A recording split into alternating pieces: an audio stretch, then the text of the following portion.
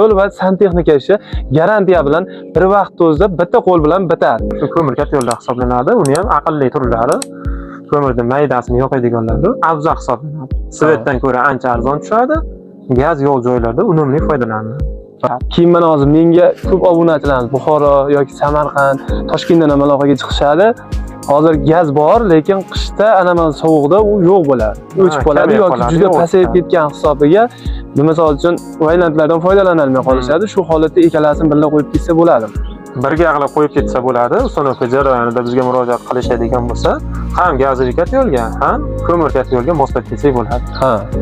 Gaz pasayib qolsa, ko'mir kat yo'lda avtomatga yonadigan qilib qo'yish darajasigacha olib borishimiz mumkin. Keyin Salohimaga santexnik ishlarimizni garantiyalari qanaqa bo'ladi?